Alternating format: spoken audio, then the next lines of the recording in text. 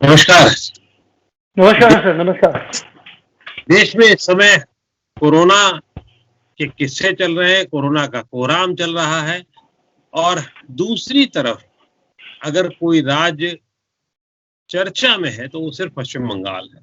यूँ तो चुनाव 5 राज्यों में हो रहे हैं या हो चुके हैं, लेकिन पश्चिम बंगाल में के आगे इस समय कोई नहीं ठहर रहा है। पश्चिम बंगाल की राजनीति, पश्चिम बंगाल की आक्रामकता, पश्चिम बंगाल का चुनाव में जो बयानबाज़ी है, उसमें एक अलग तरीके का तेवर नज़र आता है। इन तेवरों पर बातचीत करने के लिए आज हमारे साथ हैं मानव जायसवाल जी, जो टीएमसी के मुख्य प्रवक्ता हैं और बहुत बढ़िया तरीके से राष्ट्रीय चैनलों में और बाकी जगह अपनी बात, ममता दी की बात रखते रहे हैं। बहुत-बहुत स्वागत है मानव जी आपका। नमस्कार सर, आपके चैनल के थ्रू पूरे देश को भी बातचीत नमस्कार। करने बहुत-बहुत आभार आपका कि आपने हमें समय दिया और इस व्यस्तता के दौर में समय दिया, ये एक और बड़ी बात है। नहीं मानव सर, जी, हम खुद शुरुआत आभारी ही हैं सर यहीं से आपके। करते हैं। पहले हम यही पूछ लेते हैं कि आपके हिसाब से क्या चल रहा है? कौन खेला खेल रहा है? सर बहरहाल सर अभी ये जो कुछ दिनों से जो चल रहा है, जो बंगाल में जिस तरीके से एक चक्रव्यूह रच रही है दिल्ली की शासित सरकार, लेकिन सर हम बता दें आपके माध्यम से मैं पूरे देश को बताना चाहता हूँ कि हमारी नेत्री ने जिस सेना का निर्माण किया है, वो सेना चक्रव्यूह को भेदना नहीं तोड़ना भी जानती है। और जहाँ तक सर बात चल रहा है, खेला तो वो कर रहे हैं सर, उनके पास हर वो शस्त्र है, जो सीबीआई हो, चाहे ईडी हो, चाहे इनकम टैक्स हो, चाहे आज सीआईएसएफ हो या सीआरपीएफ क्यों ना हो, और सबसे प्रमुख उनके जो बल्लेबाज हैं वो इलेक्शन कमीशन है। तो मैं आपको ज्ञात कराना चाहता हूँ कि सर कुछ दिनों में जो 4 फेजेस ऑफ इलेक्शन हमारे हुए हैं, बहुत जगह ऐसा देखा जा रहा है कि भाई इलेक्शन ईवीएम की बैटरियां नहीं चल रही हैं, मशीनें खराब पाई जा रही हैं, विलंब किया जा रहा है, जरूरत से ज्यादा विलंब हो रहा है, लोग सुबह सुबह चले आते हैं। सर एक बंगाल एक ऐसा प्रांत है पूरे देश में, और मैं गर्वित हूँ कि मैं इस प्रांत में मेरे पूर्वज कभी आए थे और हम लोग यहीं से है। मैं एक हिंदी भाषा भाषी बंगाली हूँ। तो यहाँ क्या होता है सर, 80%, 85%, 86% वोट होता है, और देखा जाता है कि महिलाओं का मतदान बहुत ज्यादा मूल्यवान है हमारे लिए। महिलाएं सुबह सुबह नई साड़ियां पहन के आती हैं, वो एक पर्व की तरह इलेक्शन को मनाती हैं, उनको अपने मत का पूरा ज्ञान होता है और वो आती हैं। और सर कुछ चीजें हुई हैं सर इन दिनों जो कभी नहीं हुई इतिहास में, हिंदुस्तान के इतिहास में नहीं हुई। कुछ एक घटनाएं हैं, जैसे तारकेश्वर में एक बच्ची के साथ दुराचार हुआ। ये सही बात है कि एक वर्दी वाले ने किया, लेकिन वर्दी के पीछे भी इंसान होते हैं। मैं वर्दी को नमस्कार करता हूँ, नमन है हमारा उस वर्दी पे। लेकिन उसके बावजूद भी सर बहुत जगह ऐसे हो रही है कि महिलाओं को धक्का दिया जा रहा है, उनको उनके साथ कुछ ऐसी चीजें हुई हैं जिसके थ्रू महिलाएं काफी पीड़ित हुई हैं। उन्होंने कंप्लेन करी है, हमने इलेक्शन कमीशन को कंप्लेन करी है, लेकिन हर तरीके से इलेक्शन कमीशन स्तब्ध है, निशब्द है। और जहाँ तक सर बात है, जो भी हमारे प्रमुख प्रचारक रहे हुए हैं, जो आज सर हमारे प्रधानमंत्री भी हैं, लेकिन मैं उनको प्रमुख प्रचारक इसलिए बोलता हूँ कि वो स्टार कैंपेनर का पदवी है उनमें, बीजेपी के लिए वो करते हैं प्रचार। और जब भी कोई स्टेज से कोई भी पार्टी के लिए प्रचार करता है, तो वो उसी पार्टी का ही होता है, चाहे वो प्रधानमंत्री हो चाहे मुख्यमंत्री हो। हमारे मुख्यमंत्री भी माँ माटी मानुष की सबसे बड़ी प्रचारक है और स्टार कैंपेनर है हमारी। और उन्होंने हमें सिखाया है कि जब पार्टी के लिए आप काम कर रहे हो तो वो पार्टी है, और पार्टी के हित से ही आप प्रांत की हित की बात कर सकते हैं। और आज सर एक घटना हुई है सर 2 दिन पहले हमारे चौथे फेज में, कुछ बिहार में सर 4 लोगों की गोली मार के हत्या कर दी गई। कहा गया कि भाई वो टूट रहे थे सीआईएसएफ के ऊपर, लेकिन जो कि एकदम अनर्गल बातें हैं सर। हुआ यूं सर, एक और लड़के की भी हत्या हुई उस दिन, जो दुखद है। 5 लोगों ने जान गंवाए। एक मृणाल बोल के लड़का था जो बाजार कर रहा था, पता चला कि सीआईएसएफ के एक जवान ने उसे बड़ा पीटा, पीटा के वो मूर्छित हो गया। मूर्छित होने के बाद उसको जब अस्पताल ले जाया गया तो माहौल एक गर्मा गया, एक रोष हो गया पब्लिक में। और पब्लिक जाके जब जवाबदेही लेने लगी, तब उस समय गोली चला दी गई, और जहाँ 4 लोग मारे गए, और उसी बूथ के पहले एक बच्चे की भी हत्या हुई, अरिंदम बर्मन की। तो सर उसके लिए हम लोगों ने काफी संवेदना जताई। हमने कोशिश करी कि भाई हम कूचबिहार पहुंचे, हमारी नेत्री ने कोशिश करी, लेकिन इलेक्शन कमीशन ने सभी को वहां जाने से, सभी नेताओं को जाने से बंद कर दिया, मना कर दिया। तो सर ये ऐसा होता है कि भाई जब एक घटना दुर्घटना में हो जाती है तो एक मुख्यमंत्री का अपना दायित्व है कि हमारे परिवार के कुछ बच्चे चले गए, हमसे बिछड़ गए, फिर सीने पे गोली खाई है बच्चों ने, गले में गोली खाई है बच्चों ने, और ये डर का माहौल पैदा किया जा रहा है और बंगाल को खंडित किया जा रहा है। बंगाल की पृष्ठभूमि जो है, जो काफी ममत्वमय भूमि है, यहाँ रसगुल्ला का भी स्वाद होता है, मिष्टी दोई का स्वाद होता है, तो हमारे यहाँ खारा चीज नहीं होता है। लेकिन आज जिस तरीके से माहौल बनाया जा रहा है, जो दिल्ली की शासित सरकार जो बनाना चाहती है, वो दिखाना चाहती है कि बंगाल एक हिंदुस्तान से परे है। लेकिन सर, हम आपसे आपके माध्यम से अनुरोध करते हैं पूरे हिंदुस्तान को कि हमको उस नजरिए से ना देखा जाए। आइए कुछ दिन गुजारिए बंगाल में, आपको पता चल जाएगा। ये है सर अभी का सिनेरियो। नहीं, आपने जो बातचीत की शुरुआत और जब की तो वो सीधे सीधे चुनाव आयोग को लेकर के की और चुनाव आयोग के कार्य न करने को लेकर की, या कहिए कि आप किसी एक पक्ष के समर्थन में कार्य करने को लेकर की। अभी तक का इतिहास और चीजें जैसी रही है उसमें ये माना जाता रहा है कि जब आदमी या पार्टी हारती है तो वो कभी ईवीएम पे बात करने लगती है, कभी इलेक्शन कमीशन पे काम करने लगती है। तो ये फोकस पूरा जो होना चाहिए पार्टी पर, दूसरी पार्टी पर, विरोधी पार्टी पर, वो उस पे ना हो करके चुनाव आयोग पे क्यों हो गया? क्या निश्चित रूप से पिछले दिनों जो 4 लोग मारे गए, 5 लोग मरे, उसमें उसका कारण कुछ सुरक्षा बल रहे या बाकी उनका जो उसके पहले इंस्टिगेट जैसे किया गया लोगों को और जिसकी वजह से गोली चलानी पड़ी, जो बताया गया, जो समझा गया, जो सुना गया, वो कारण ये था। लेकिन अब कुल मिलाकर के पहले ही दिन जब चुनाव घोषित हुआ था, तब भी ममता दी ने कहा कि था 6 चरणों का चुनाव जो है 8 चरणों में कर दिया और इसकी वजह सिर्फ चुनाव आयोग था। क्यों? क्योंकि पश्चिम बंगाल का जो पिछले 40 साल का इतिहास जो मैंने देखा है, मैं भी वहां रहा हूँ, 1 साल ही भर रहा हूँ, लेकिन एक चुनाव मैंने देखा है उसमें, और तब जो मारपीट की कवायद होती थी और उस समय वामपंथियों का शासन था और जो आपस में झगड़ा फसाद बवाल होता था, वो मैं बिहार में काफी लंबे समय तक मैंने देखा था। तो क्या उसको रोकना ही एक गड़बड़ी है या ये कि अभी एक आध जो घटनाएं हुई हैं उससे आप लोग क्षुब्ध है चुनाव आयोग की भूमिका को लेकर के? सर, इसमें 2 चीजें हैं, या फिर मैं इसको अगर आप ब्रेक कर दे तो काफी चरणों की बात है। पहले सर मैं बताना चाहता हूँ कि हमारी नेत्री ने बोला था कि जिस तरीके से उस समय जब मार्च में जब ये चुनाव आयोग ने जब डिसाइड करी कि भाई इतने चरणों में होगा, तो उस समय कोरोना का एक वापस से समीकरण चालू हो गया था पूरे देश में। कोरोना संक्रमण वापस से चालू हो गया था, तो दीदी ने बोला कि जब हम 8 फेज में कर रहे हैं, अगर कोशिश करें तो हम 6 या कम से कम फेजेस में कर सकें, क्योंकि तमिलनाडु में जो 234 सीटों की राज्य है वो एक दिन एक फेज में होता है, असम में 3 फेज में हुआ और बाकी सभी बाकी 2 राज्य थी जो छोटी बड़ी राज्य हैं उनमें एक फेज में ही हो गया। और जहां तक सर इलेक्शन कमीशन की बात है, सर वो इलेक्शन कमीशन को जिस तरीके से क्रोनोलॉजी बनी हुई है इस इलेक्शन कमीशन की, जो अभी हमने देखा कि जिस तरीके से इलेक्शन कमीशन मौन हो जाता है कुछ कुछ बातों में, और इलेक्शन कमीशन ने जिस एक फेज में इलेक्शन कराई वो सिर्फ एक पार्टी विशेष के लिए। क्यों? क्योंकि जो इनके जो प्रचारक है सर, बंगाल में बीजेपी के पास कोई प्रमुख लीडर नहीं है, उनके पास कोई मास अट्रैक्शन नहीं है, और ये चाहते हैं कि जो हिंदी भाषा भाषी बेल्ट जो है, जो कि प्रधानमंत्री के प्रति और जो सभी को एक प्रधानमंत्री को देखना चाहते हैं, पूरा देश अगर कभी भी कहीं प्रधानमंत्री जाते हैं तो देश देखना चाहता है। तो ये जो भीड़ इकट्ठा करने के लिए इन्होंने 8 चरणों में करा और इस तरीके से सर डिस्ट्रिक्टों को 3-3 भाग में कर दिया कि भैया अगर एक डिस्ट्रिक्ट में इलेक्शन है तो एक डिस्ट्रिक्ट में एक बार में आप कर दीजिए, फोर्स को वहां उतार दीजिए अगर आपको फोर्स की तकलीफें हैं, लेकिन नहीं, उसको भी 2 से 3 भागों में इन्होंने डिवाइड करा। और ये जो डिवीजन है सर, ये सिर्फ सूट करता है एक पॉलिटिकल पार्टी को, क्योंकि हम चाहते हैं जल्द से जल्द इलेक्शन हो। और जिस तरीके से संतरास का ये जो माहौल एक सीपीआई अमल में चलता था, जब दीदी 2011 में आई, उसके बाद 2016 का इलेक्शन हुआ, तो सर 16 के बीच में भी 2-3 इलेक्शन हुए, उस समय ऐसा माहौल बना नहीं। प्रॉब्लम हुआ है क्या सर, जो नेशनल मीडिया जिस तरीके से या बीजेपी चाहते हुए जिस तरीके से मैनेजमेंट कर रही है, उन्होंने दिखाया है कि बंगाल में हर लोग मारे जाते हैं और इतने सारे लोग मारे जाते हैं। सर हुआ है कि बीजेपी ने बहुत नए लोगों को लिया है जो कि सीपीएम से निकल के पहुंचे हैं और उनके पास राजनीति करने का सिर्फ एक ही स्रोत है कि भाई मारो और जीतो।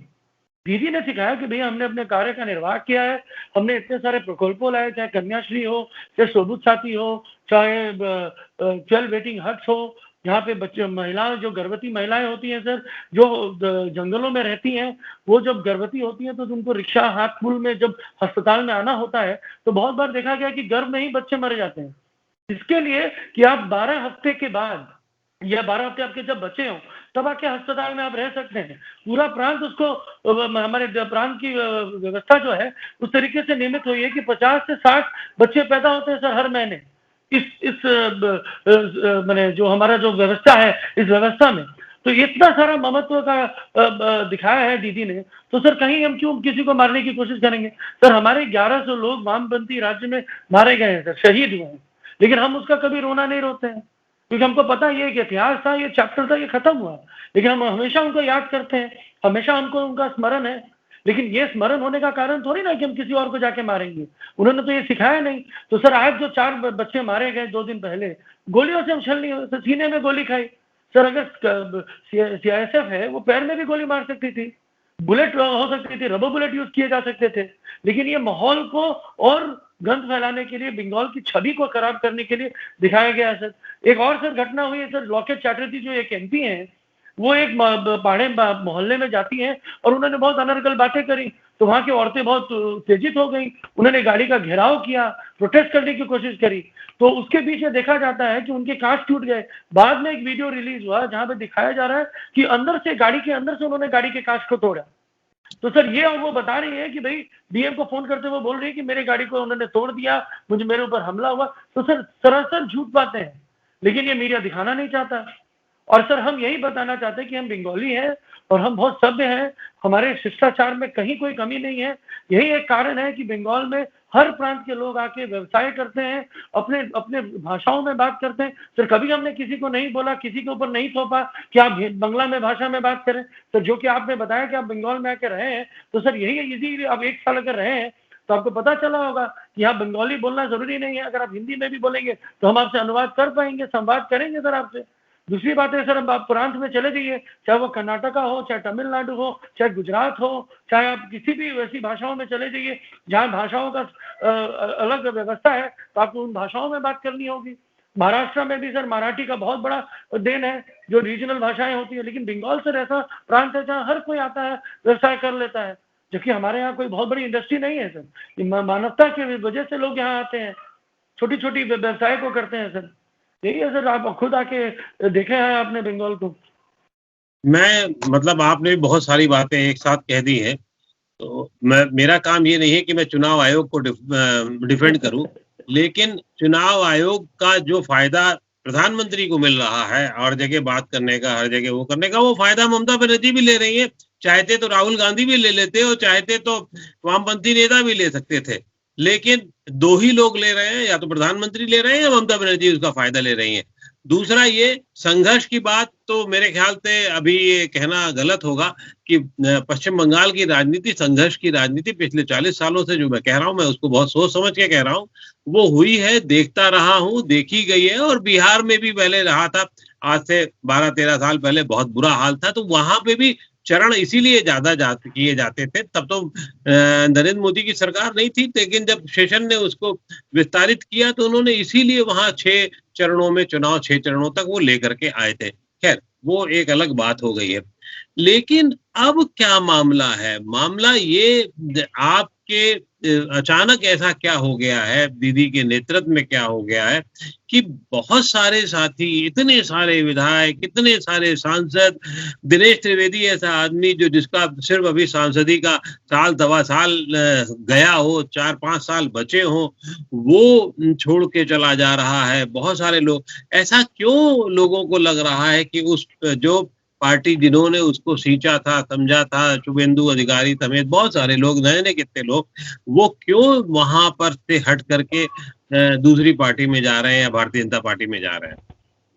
सर देखिए, कुछ एक कारण है सर, जिसमें हुआ ये है कि सर जो शुभेंदु अधिकारी जी हैं, जो उनका जो नाम शारदा नारदा में बहुत आया था, बहुत सारी वीडियो लीक हुई थी, उनके ऊपर सीबीआई का काफी प्रेशर था, और जहां तक सर उनकी जो अभिलाषाएं थी, उनकी जो महत्वाकांक्षाएं थी, वो शायद उसके वजह से भी उनको एक प्रॉब्लम मिला। क्योंकि सर वो मंत्रालय चला रहे थे सर, अचानक मंत्रालय चलाते रहे, 3-3 मंत्रालय चलाने के बाद 10 साल एक समझ लीजिए कि एक तरह का भोग था जो उन्होंने चखा और उसमें उसमें नेतृत्व किया, और 10 साल बाद उनको ख्याल आया कि भाई नहीं, ये सरकार में मुझे नहीं रहना, मेरा दम घुट रहा है। तो ये एक प्रॉब्लम सर उनकी व्यक्तिगत प्रॉब्लम है। और ऐसे ही करके कुछ एक सर आपको पता है बीजेपी का इतिहास रहा है, उन्होंने जहां पे भी पार्टी अपनी बढ़ाने की कोशिश करी है या जहां पे भी कोई भेद करने के, उनको विभीषण मिल ही जाते हैं। उनके उनकी ये जो शैली है वो विभीषण खोजते हैं। वो ये सोचते हैं कि वो एक राम राज्य की निर्माण कर रहे हैं, लेकिन वो विभीषण खोज के और अपने में पूरे विभीषण ग्रस्त लोगों को भर लेते हैं, जो कि भेद भेद करते हैं, लोगों में भेद करते हैं, और उनको पता ही नहीं कि उनकी नीति क्या है। उनको शायद पैसे से खरीद लो, चाहे ईडी और सीबीआई का दबाव दे दो। जहां तक सर दिनेश द्विवेदी जी का सवाल है, वो काफी गुरुजन है हमारे सर, पता नहीं उनको क्या हुआ कि उनको भी उनके भी दम घुटने लगा। क्योंकि सर जिन लोगों ने छोड़ा है उनका एक सर डायलॉग रहा है, दम घुट रहा था। इतने साल आपने प्रांत में रहे, इतने साल आपने उसका भोग किया, 10 साल के बाद जब इलेक्शन आने वाला है तभी आपका दम घुट रहा था। तो सर ये समझ में नहीं आया, और जैसे उन्होंने छोड़ा वैसे बीजेपी ने लपक लिया, या पहले से उनकी बातें चल रही थी।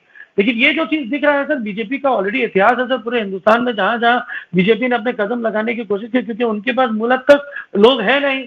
बंगाल में भी उनको बहुत कमी है कि उनके पास कार्यकर्ता नहीं है, और सर हमारे कार्यकर्ता छोड़ के नहीं गए। ये जो कुछ एक लीडर्स थे जिन्होंने काफी दिन से भोग किया था, वो लोग छोड़ के गए हैं टीएमसी को। इसके लिए हमें, हाँ सर, क्या कहीं आपने बार बार दम घुटने का शब्द का इस्तेमाल किया, तो क्या कभी टीएमसी ने सोचा कि टीएमसी में जल्लाद कौन है जिसकी वजह से दम घुट रहा है? सर मैंने बोला ना, महत्वाकांक्षा, लालसा, ये है वो जल्लाद से। महत्वाकांक्षा, लालसा, लालसा कि भैया आपने शारदा नार्दे के पैसे क्यों लिए, महत्वाकांक्षा कि भैया मुझे इससे ज्यादा ऊंचा होना है, मुझे दीदी से आगे निकलना है। तो भैया जिन्होंने आपको उंगली पकड़ के चलना सिखाया और वो आज कार्य का निर्वाह कर रही है, 24 घंटे निरंतर कार्य का निर्वाह कर रही है, चाहे वो कोविड होता है या अम्फन होता है, वो परस्पर जमीनी स्तर पे रहती है। अब आप चाहते हैं उनको हटा के हमको अपनी रोटी सेकनी है। उन्होंने तो बहुत मंचों में बोल दिया कि हम मुख्यमंत्री होना चाहते हैं। अब प्रॉब्लम हो गया है बीजेपी को कि भैया जो नए लोग आए हैं उनमें से मुख्यमंत्री चुने कि पुराने, अरे पहले सरकार तो बना ले। ये भी उनमें द्वंद्व चल रही है कि शायद सरकार तो हाथ से बनेगी नहीं। और जिस तरीके से बीजेपी ग्रस्त हो रखी है बंगाल के प्रति, वो सिर्फ एक ही कारण हो सकता है कि वो जानती है कि भैया मुझे हर ऑप्शन हम लोगों को खोला हुआ रखना है, हर चीज को हमको पकड़ लेना है। कहीं से मेन धम घुट रहा है उनका कि उनको पता है कि वो जीत नहीं रहे हैं, उनको पता है कि उनके पास वोटर्स नहीं है। तो गोलियां चलाने की बात है, जैसे दिल्ली में जब हुआ था गोली मारो डैश डैश को, ये उनके एक मंत्री ने बोला था जो आज मेंबर ऑफ पार्लियामेंट और मंत्री भी हैं। तो सर ये जो गोली मारो जो स्टार्ट हुआ दिल्ली से, और दिल्ली जिस तरीके से ज्वलित हुआ, जिस तरीके से लोग वहां पे पीड़ित हुए, आज बंगाल में भी वही कर रहे हैं लोग, चाहते हैं। लेकिन सर हम बंगाली हैं, हमने संघर्ष किया है सर, 1857 से लेके संघर्ष कर रहे हैं, और हमारी नेत्री ने सिखाया है संघर्ष करना है, संघर्ष करेंगे। गोली सीने में खाए हैं हमारे बच्चों ने, उनका रक्त जाए तो जाएगा नहीं। वो 2 तारीख को जब पिटारा खुलेगा, जब बीजेपी को पता चलेगा कि भैया हमसे गलती हो गई, और जब वो क्षमा मांगेंगे, हम तब भी बड़ा दिल होकर उनको क्षमा करेंगे। लेकिन किसी भी हद तक हम इस हद तक नहीं जाएंगे, हम गोली नहीं चलाएंगे, ना हमने कभी चलाई है, ना हमारी नेत्री ने कभी ये सिखाया है। ममता बनर्जी बहुत ही आक्रामक नेता रही हैं, बहुत ही संघर्षशील रही हैं, चाहे वो देश की राजनीति में रही हो, चाहे वो राज्य की राजनीति में रही हो। राष्ट्र की राजनीति में भी उन्होंने कुर्सी को कभी बहुत महत्व नहीं दिया। लेकिन बार-बार ये लगता है ममता बनर्जी के हाल के दिनों की एक्टिविटी को देख कर के ये तय नहीं कर पा रही हैं कि वो राज्य की राजनीति में शासित रहेंगी या केंद्र की राजनीति में आएंगी। और अभी खास तौर से देखते हुए जिस तरह से उन्होंने चिट्ठी लिखी है विभिन्न नेताओं को, जिसमें कांग्रेस शामिल है जो उनकी विरोधी पार्टी भी है, मैं भी शब्द का जानबूझ के इस्तेमाल कर रहा हूँ, उसमें वामपंथी दल के भी कुछ नेता हैं, बाकी और लोग भी हैं। लेकिन उनकी कॉल पे बहुत सारे लोग क्यों नहीं आ पाए? अभी तक कुछ दिखा नहीं उनकी कॉल पे बहुत सारे दल सामने आए, या ये भी नहीं हुआ जब कांग्रेस जान रही है, आप ही का आरोप रहा है कि कांग्रेस तो बुरी तरीके से हारेगी, तो कांग्रेस भी नहीं सपोर्ट कर रही ठीक से कि आ करके आपको एक बढ़िया था कंधा लगाए और आगे बढ़ाओ वाली मुद्रा में रहे। क्या वजह? तो दीदी सर 2 चीज हुआ है उस चिट्ठी के पहले। दिल्ली में जिस तरीके से दिल्ली की जो चुनी हुई सरकार है, जिस तरीके से उनके जो शक्ति है उनकी जो कार्यशैली की जो प्रथा है उसको खंडित कर दिया है लोकसभा से बिल पास करके। तो दीदी ने बोला कि भाई ये जो है ये गलत है, ये देश के अनित में कार्य हो रहा है और जिस तरीके से बीजेपी हर चीज को अपनी उंगलियों में नचाना चाहती है, जिस तरीके से उन्होंने सारे वो स्तंभ, चाहे वो दबाव से हो या किसी स्वभाव से हो, शायद किसी का स्वभाव ठीक नहीं है तो उनको जरूरत पड़ती होगी किसी अलग अलग तरीके की ऊर्जा की, जो मैं शब्दों में बोलना नहीं चाहता, लेकिन इसके वजह से हुआ है। तो दीदी ने लोगों को आह्वान दिया है, पूरे देश को जागरूक करने की कोशिश करी है कि भाई जो बीजेपी जो कर रही है, जो मोदी शासन जो करना चाहती है, वो देश के हित में नहीं है, वो देश के अनित के कार्य को करना चाहते हैं और लोगों से, और जो राज्यों की जो उनकी व्यवस्था है उसको छितिर बितिर करना चाहते हैं, छिन्न भिन्न करना चाहते हैं, राज्य का जो कार्य करने की जो क्षमता है उसको कमजोर करना चाहते हैं। ये दीदी ने सबको जागरूक किया है और बोला है कि दिल्ली, हम तो बंगाल जीत ही रहे हैं, उसके बाद हम दिल्ली के इस मोदी शासन को किस तरीके से इनको घेरना है हम उसके लिए आह्वान करेंगे। जिनको साथ आना है वो सबका आगमन है, सब लोग आए, सबका निमंत्रण है कि सभी आए, साथ दें। अगर सत्य का साथ देना है तो लोगों की आवश्यकता तो पड़ेगी। एक सज्जन है इनका नाम पीके है, प्रशांत किशोर। हाँ जी सर। टीएमसी के रणनीतिकार हैं, नेता हैं, टीएमसी के नेताओं को बताते रहे हैं। दीदी के लिए उन्होंने टीएमसी के लिए बहुत सारे प्रोग्राम चलवाए, किए, बहुत सारा चीजें की। दिसंबर में ये सज्जन कह रहे थे कि भारतीय जनता पार्टी अगर डबल डिजिट में आ जाएगी तो वो अपना काम धंधा छोड़ देंगे, ट्विटर छोड़ देंगे। उसके बाद अभी परसों जब एक सम्मेलन नुमा उसमें जब इनकी बातचीत हुई, वहां जो आपसी जर्नलिस्टों से जब बात कर रहे थे तो उन्होंने सिंगल डिजिट से डबल डिजिट के बाद यहाँ डबल डिजिट में आ गए। यानी कि एक तरफ पहले 9 सीटों तक सीमित कर रहे थे भारतीय जनता पार्टी को, अब वो कह रहे हैं 3 डिजिट में आ जाएगी तो मैं ये कर दूंगा। तो ये एक पार्टी का रणनीतिकार कैसे ये इतना बदल सकता है 3 महीने में, जो वो बिल्कुल कहते अरे बाप रे बाप, अब तो बहुत मोदी लोकप्रिय है, मोदी की बहुत लोकप्रियता है, क्षमता उनकी बहुत है और दीदी और वो बराबर पे है। तो आप कैसे एक ऐसे नेता, मतलब एक ऐसे कैसे आदमी कह सकता है? आखिर क्या दीदी का खेला प्रशांत किशोर बिगाड़ रहे हैं या बिगड़ गया है तो इसलिए किनारे हो रहे हैं? क्या मामला है? टीएमसी इसे किस तरह से देखती है? सर 2-3 चीजें हैं सर इसमें, काफी मैंने ये जो क्लब हाउस चैट है इसको लेके काफी वाद विवाद हो रहा है, लेकिन मैं इसमें क्लियर कर देना तो जो प्रशांत किशोर जी ने कुछ एक इंटरव्यूज भी दिए हैं, उन्होंने पब्लिक डोमेन में भी बोला है। लेकिन जो सर पहली बात आपने बोली ना कि double digit, sir double digit cross नहीं कर पाएगी। उन्होंने जब पहली बार भी बोला था दिसंबर में, उन्होंने ये नहीं बोला था कि डबल डिजिट का आंकड़ा, नहीं, उन्होंने ये कहा था, उनका ये ट्विटर है 21 दिसंबर का कि सिंगल डिजिट में रहेगी। नहीं सर, वो उन्होंने वापस ही बोला था, वो इमीडिएटली उन्होंने स्टेटमेंट दिया डबल डिजिट क्रॉस नहीं कर पाएगी। उन्होंने वापस से वो स्टेटमेंट दिया था, वो बाद में शायद ट्विटर फॉलो भी हुआ था उसमें। बहरहाल जो उन्होंने इस बार अभी बोला है, जो उनका जो बोलना है सर, पूरा उन्होंने बोला कि अब मेरे पूरे जो चैट है उस पूरे चैट को आप सुने तो आपको पता चलेगा। उन्होंने 2019 के संदर्भ में भी और वास्तविक रूप में भी सर, आज के डेट में जो प्रधानमंत्री हमारे हैं, हमारे देश के प्रधानमंत्री और हिंदुस्तान का प्रधानमंत्री कोई भी हो, वो 100% पॉपुलर ही होगा सर। हमारे जो देश की जनता है वो देश के प्रति इतनी गर्वित होती है, देश के नाम को लेके, और देश के प्रति इतना स्नेह है कि जो हमारे प्रधान, जो मुख्य जो हमारे जो लोग होते हैं, जैसे कि प्रधानमंत्री हुए, राष्ट्रपति हुए, और कुछ एक और भी लोग हैं जैसे कि स्पेस के कोई लोग हुए, तो इनके प्रति बहुत ही गर्व फील होता है। तो उनका एक प्रभाव तो रहता ही है सर, वो उस कुर्सी का प्रभाव है सर। और जहां तक सर बात है, उन्होंने वापस बोला कि वो डबल डिजिट क्रॉस नहीं कर पाएगी बीजेपी की जो शासित, जो मोदी शासन जो चल रहा है। और जहां तक सर बात है बंगाल के स्ट्रैटेजिस्ट के लिए, वो सब हमारे लिए अच्छे स्ट्रैटेजिस्ट है, उन्होंने अच्छा कार्य का निर्वाह किया है। बहुत सारी चीजों को, दीदी को आपको पता है सर, वो जमीनी स्तर की नेत्री हैं, वो ज्यादा स्ट्रैटेजी पे नहीं, लेकिन जमीनी स्तर पे लोगों से समन्वय रखने में ज्यादा बिलीव करती हैं, और उन्होंने वही कार्य किया है सर। हमको पता है सर, पूरे हिंदुस्तान में कोई ऐसा मुख्यमंत्री नहीं होगा जो इतने पदयात्रा करता होगा आज के समय में। जितनी दीदी महीने भर में कर लेती है, वो शायद अपने 5 साल के काल में नहीं कर पाते होंगे। तो दीदी का ये रूपी है कि वो सबके साथ मिलती है। एक प्रॉब्लम क्या हुआ सर, जब से उनके पैर में चोट हुआ है, तो जो कि वो व्हील चेयर में, तो सर होता क्या है ना सर, हमारा एक क्या बोलते हैं उसको, मानसिकता हमारी ऐसी है, मनोविज्ञान जिसको बोलते हैं, कि जब कोई व्हील चेयर पर बैठता है, चाहे वो शक्तिशाली, शायद वो क्या बोलते हैं सर, हरक्यूलिस ही क्यों ना हो, वो वर्ल्ड का सबसे पहलवान जिसको बोलते थे, अगर वो व्हील चेयर पे बैठेगा तो हम उसको कमजोरी समझेंगे। तो ऐसा नहीं है, वो व्हील चेयर पे बैठी है कि वो चोटिल है, लेकिन मन और शारीरिक स्तर पे, मानसिक स्तर पे उन्होंने हर कार्य का निर्वाह करते हुए अदम्य साहस का परिचय दे दिया है। और ये सबसे बड़ा अदम्य साहस का परिचय है कि वो नंदीग्राम से लड़ रही है, जहां से उन्होंने कभी शुरुआत करी थी। और जैसे बीजेपी बोलती है कि भवानीपुर डर गए, या फिर भवानीपुर जब नंदीग्राम चली गई तो सेफ सीट खोज लिया, तो उनकी सर बातें फ्लक्चुएट होती रहती है, जैसे सेंसेक्स फ्लक्चुएट होता है वैसे बीजेपी के नेताओं की बातें फ्लक्चुएट होती है सर।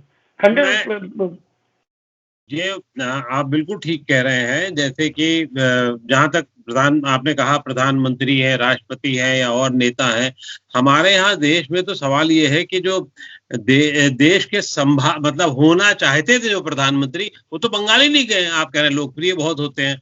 कई राष्ट्रपति के बारे में देश की जनता ही नहीं जानती। माफी चाहता हूँ, लेकिन ये भी सच आप भी जानते हैं, जो आपने कहा राष्ट्रपति लोकप्रियता को लेकर के, कई राष्ट्रपतियों को तो देश की जनता ही नहीं जानती थी या जानती रही है। मैं इनके बारे में कोई टिप्पणी नहीं कर रहा हूँ। अभी ये तो मेरा टेक्नोलॉजी है सर, डिजिटल इंडिया है, अभी हम लोग सब देशभक्त ज्यादा हैं और देश के प्रति हम लोगों का, हम बच्चों को भी ये ज्ञान देते हैं सर। पहले से हमने काफी दौड़ लगाई सर, 70 साल पुराना हिंदुस्तान है हमारा सर, कितने राज्यों में बटा हुआ था, फिर एक देश बना, देश बनने के बाद बहुत सारा समय बीता है, और अभी जब डिजिटल इंडिया हो गया है और डिजिटलाइजेशन जब से हुआ है, तो उससे हम लोग सब जागरूक हो। जैसे हम आज आप और हम बात कर पा रहे हैं, देखिए सर, फोन पे ही बात हो जा रही है। नहीं, बिल्कुल सही बात है। लेकिन दीदी के लिए जो कहा जाता है कि दीदी बहुत ही फैसले जल्दबाजी में, सोच बहुत ज्यादा अपनी जिद में लेती रही हैं, और वो ज्यादातर फैसले उनके हमें अच्छे रहे हैं। ज्यादातर उनका जुझारूपन उनको उन फैसलों के पार लगाता रहा है। आज की तारीख में ऐसा शायद कोई नेता हो जो इतना शारीरिक रूप से उनकी दिक्कत होने के बाद भी इतनी ज्यादा रैलियां कर रही हैं लगातार। लेकिन वही दीदी को जब नंदीग्राम में 5 दिन तक फंसे रहना पड़ता है, तो कहीं पार्टी ये तो नहीं सोचती कि हाँ, कुछ गलती हो गई नंदीग्राम आकर के? देखिए सर, नंदीग्राम एक इतिहास है नंदीग्राम का। दीदी हमेशा ही नंदीग्राम के प्रति स्नेहवान रही है, हमेशा उन्होंने वो स्नेह और कार्य का निर्वाह करने की कोशिश करी है। ब्रिजेस के निर्माण हुए, गली गली का निर्माण हुआ, घर घर में पानी की सुविधा हुई, सुरक्षा प्रदान की गई, बेटियों की सुरक्षा प्रदान की गई। तो जब ये जो धोखा हुआ ना सर, देखिए सबसे बड़ी बात क्या है कि जब आपके घर में कोई विभीषण पैदा होता है, तो एक बार तो हो जाता है कि आप छितिल-बितिल होते हैं, लेकिन दीदी ने वो जो धैर्य और अदम्य दुर्गा का स्वरूप, जिस तरीके से माँ काली का अदम्य साहस दिखाया है, और दिखाने के बाद सर कार्य का निर्वाह तो करना होगा सर। आज वो एमएलए की सीट से लड़ रही हैं, नंदीग्राम से लड़ रही हैं, तो घर-घर वोट तो मांगना ही होगा। ये तो उनका, ये तो धर्म है उनका कि भई हमको वोट मांगना ही होगा। तो उन्होंने सबके साथ मिलने की कोशिश करी, और जब दीदी पहुंची तो होता क्या है सर, दीदी जब जाती है ना, तो वो black cat, Z category, Y category को नहीं बिलीव करती, तो लाल लाइट, ब्लू लाइट को बिलीव नहीं करती। प्रॉब्लम क्या है, दीदी को औरतें हाथ पकड़ के घर ले आती हैं, अब वो हाथ पकड़ के मंदिरे मंदिरे घुमा रही है, अब हाथ पकड़ के उनको सत्संग में ले जा रही है, कि उनके लिए एक उत्सव है कि दीदी आई है। और दीदी का क्या है, उनका अपना करिश्मा है सर, कि वो सीएम होते हुए भी जमीनी स्तर पे जिस तरीके से जुझारू नेत्री हैं, वो घर घर चली जाती हैं, इसीलिए चोट भी लग गया उनको। अगर वो शायद पब्लिक डोमेन में इस तरीके से नहीं घूमती तो शायद ये नहीं होता। लेकिन उसके बावजूद भी सर, वो प्रॉब्लम ये हुआ कि सर इतना समय उनको लोग घर घर ले जाने में लगा दिए, और फिर वहां पे घर भी लेना था, क्योंकि अब वो उस कॉन्स्टिट्यूंसी में रहेंगी, तो इस तरह से समय लगा सर, उसमें 2-3 दिन लगा। लेकिन हाँ, पूरे बंगाल को उन्होंने नेतृत्व दिया है, और उनके जो सैन्य बल है सर, वो सिर्फ शुभेंदु अधिकारी और ये दिनेश द्विवेदी जी लोग से नहीं है सर, हमारे यहाँ लाखों लाखों कर्मी है सर। दीदी ने आखिर ऐसी क्या जरूरत आ गई थी कि एक अल्पसंख्यकों को एकजुटता का आह्वान करने की जरूरत आ गई थी, जिसपे प्रधानमंत्री भी आक्षेप करते रहे। ये बात दूसरी, प्रधानमंत्री ने जो कहा उसके अलग अर्थ हो सकते हैं, जिसको पॉलिटिकली हम सब लोग समझने की कोशिश कर सकते हैं। लेकिन ऐसा क्या जरूरत आ गई थी?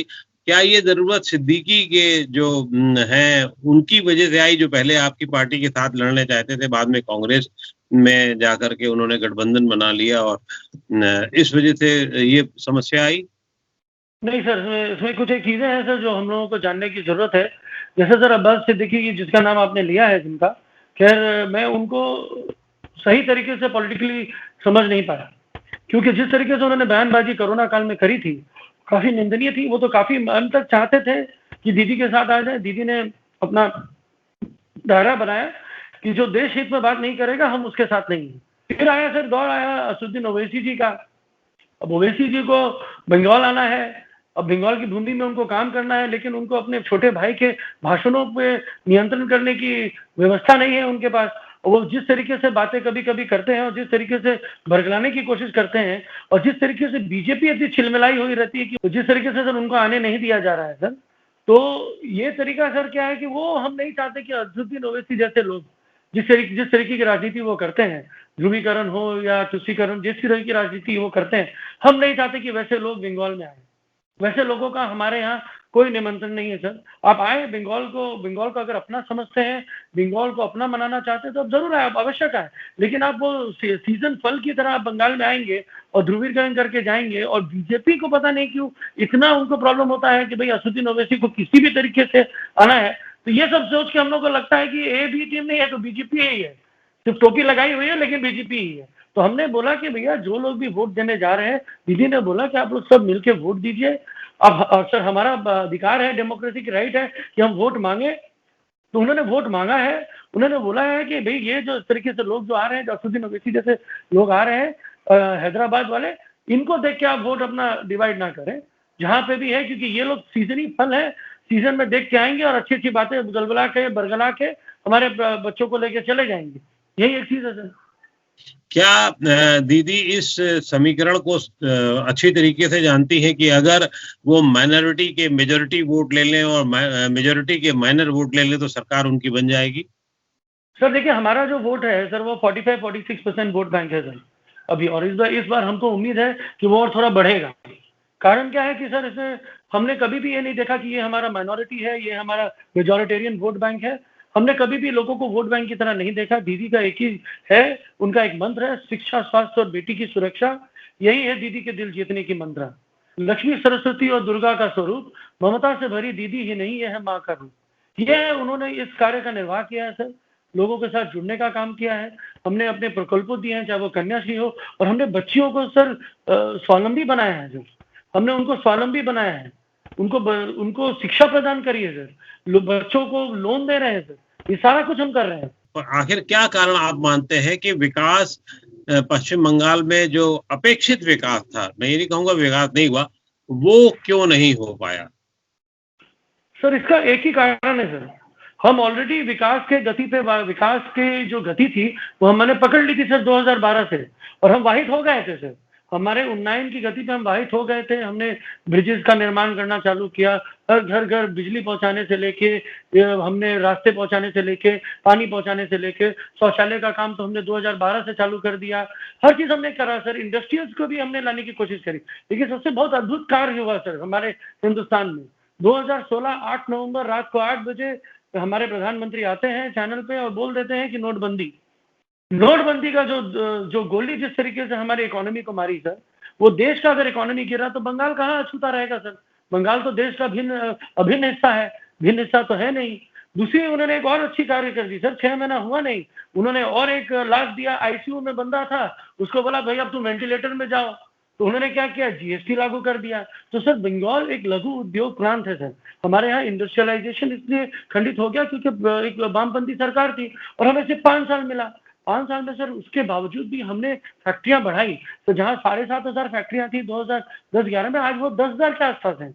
हमने बहुत सारे लघु उद्योग एमएसएमई को प्रभावित किया सर, बहुत सारे एमएसएमई ऑन हुए। लेकिन ये जब 2016 और 17 के बाद हर इंडस्ट्री पीछे चली गई।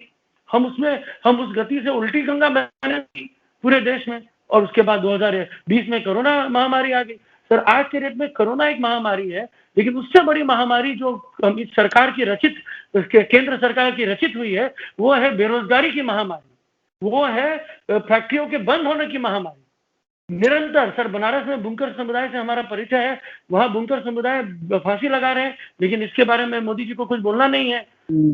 ये बताइए, चुनाव हो रहा है, इतना सब कुछ, ममता दीदी की भी रैली में लाखों भीड़ जमा हो रही है, मोदी साहब की रैली में भी यही हो रहा है, कोरोना वहां है नहीं है? वहां के लोगों को डर नहीं लगता है? सर दीदी ने हमेशा रिक्वेस्ट करा है हर फंक्शन में कि भैया आप मास्क पहन के आए। बहुत बच्चे लोग मास्क पहन के आते भी हैं, मास्क लगा के भी रखते हैं, लेकिन पहनते नहीं है। तो हुआ क्या है सर, बंगाल में भी कोरोना का ऐसा नहीं है कि कोरोना नहीं है, लेकिन हमारी जो व्यवस्था है, दीदी ने जिस तरीके से आइसोलेशन सेंटर पहले बनाए थे और जिस तरीके से दीदी ने बार बार इलेक्शन कमीशन को रिक्वेस्ट किया था कि आप इतने चरणों में जो कर रहे हैं इसको थोड़ा कम कर दीजिए, फोर्स बढ़ा दीजिए। अगर आपको तकलीफ है कि यहाँ कुछ झमेला होने का आपको शंकाएं हैं तो आप फोर्स बढ़ा दीजिए, लेकिन इलेक्शन कमीशन ने दिनें बढ़ा दी। तो सर हर दिन वो हम जो काट रहे हैं वो हम ही जानते हैं, लेकिन वोट देना भी अनिवार्य है, ये धर्म है हमारा सर, तो हम कार्य का निर्वाह करने की कोशिश कर रहे हैं सर। चलिए, बहुत बहुत आभार आपका नवोदय टाइम्स पंजाब केसरी से बातचीत करने के लिए, आपने अच्छा समय दिया हमें, और बहुत बहुत शुभकामनाएं आपको। फिर बात होगी आपसे। हाँ शुक्रिया। जरूर सर, बस आशीर्वाद बनाए रखें सर, और देश को बताएं सर। प्रणाम सर, प्रणाम सर, प्रणाम।